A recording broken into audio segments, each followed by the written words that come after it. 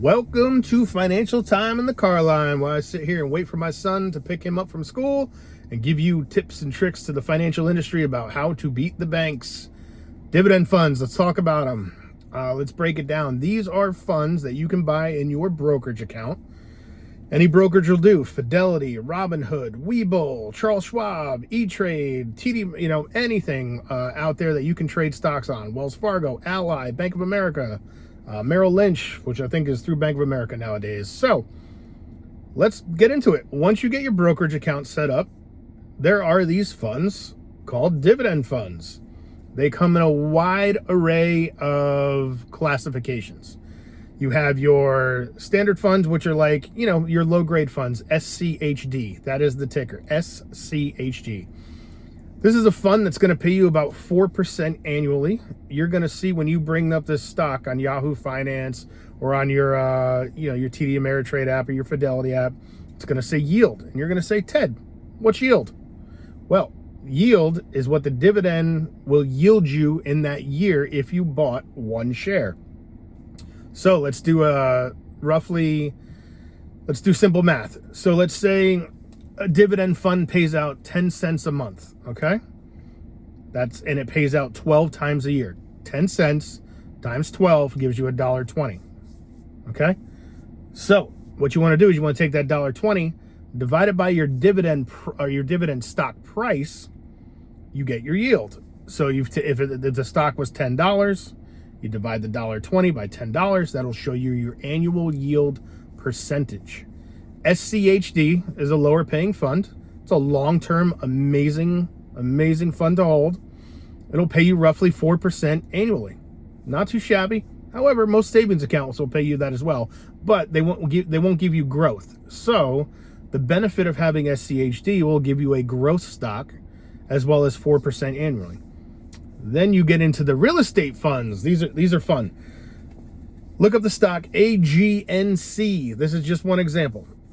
AGNC. So this is roughly a $10 to $11 stock, depending on the time. Like I said, I'm making this video 4 or 5 months from now. The price might be $13. It might be $8. But this stock pays. I know off the top of my head because I own this stock.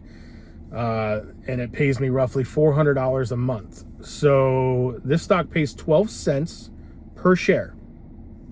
So you take that 12 cents, you multiply it, like we said, times 12, you divide it by the stock price, and you get your annual yield. This stock yields roughly, depending on the price, anywhere between 12 to 18%.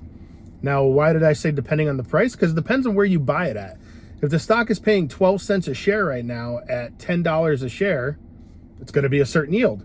But if it pays 12 cents again next month and the stock is $13 a share, the yield's actually going to be lower because you're going to have to pay a higher price to get in. So just keep that in mind. 1 month when you start investing into AGNC, you might be getting an 18% yield. The next month, let's say the stock booms up $2 a share, but it still only pays 12 cents a share, you might only be getting a 12% annual yield. Still amazing. You're still beating the banks exponentially. I mean, if you're getting a 3.5% interest rate on your high yield savings account and you're getting a 12 to an 18% annual yield on your AGNC stock, you're beating the banks exponentially. So let's shift to another type of dividend stock. These are called the high yield funds. If you look at a stock called YMAX, YMAX. This is through the Tidal Trust Group. I hold this stock as well. Like I said, I'm not a financial advisor as per my disclaimer. I'm not your advisor. I'm just giving you the advice that I've had from 20 years in banking experience and how to retire early. I myself am fully done working for the corporate industries at age 46, and I am paid by my dividend funds every month. So, YMAX. This one's a little, it's different. So this one pays weekly. So you get 4 payments every month, every week. And this one averages roughly 12 to 13 cents a share. And the stock itself is only $9 a share right now, last I checked. So your yield on this is actually 4 times the amount of AGNC. So the yield on this one is roughly 50 annually, 50% annual yield. And you get 4 payments every month. So if you buy one stock and it pays 12 cents, you're getting 12 cents every week, week over week over week. Now they can vary and fluctuate. Some weeks it'll pay 13 cents. Some weeks it'll pay 15 cents. Some weeks it's dropped down to 7 cents. So keep that in mind. There is risk when you get into the high yield stocks. But here's the thing. When you buy a dividend stock, no matter what happens, you're getting paid. You're holding the stock and the company is paying you money. Now, if you rewind back to the real estate stocks that I talked about, you can go into the medical field. You can buy, if you look up OHI and MPW, these are and GMRE, these are 2 or 3 medical stocks that all pay over 15% typically annually. So you can own a chunk, even if it's just one share, you're a shareholder. So you can own a chunk of a medical industry where MPW, it's Medical Properties Worldwide, I think is what the company is called. But they are the largest holder of hospital leases in the world, if my memory serves me correct. Last I checked, and they have hospitals in Pennsylvania, all throughout the United States and overseas. And this company is something that they'll pay you every month just to hold their stock. Actually, MPW pays you quarterly, so keep that in mind. You can get paid weekly, you can get paid monthly, and you can get paid quarterly. You ever hear the term, don't put all your eggs in one basket? That is very, very key. So I'm going to put some links below to the Tidal Trust Group, to AGNC, MPW, SCHD, and you can look up the stock quotes and see if it's something that you want to invest. Now, now you say, hey, Ted, but what about my 401k? 401ks are great. Look, I'm not going to poo-poo on your 401k, but I'm going to tell you this. In just 6 years of investing in dividend funds, and I'm talking about a wide array of real estate funds, high yield funds, ultra high yield funds, and even the ones like SCHD on the lower level, I have made more money in dividends than I have in 20 years investing in my 401k at a 6% match at an average rate gain of about 8% a year. So even though my 401k was, decently climbing 8% a year, these dividends in my brokerage account pay me well over 6 figures now. That's the wild part. And this is cash. Just keep this in mind. Whenever you receive a dividend, it is earned income. So you are going to have to pay taxes. So do not just take that money and be like, I'm rich, and run away with it. Assume that you will pay 20% in tax. That's what I always do.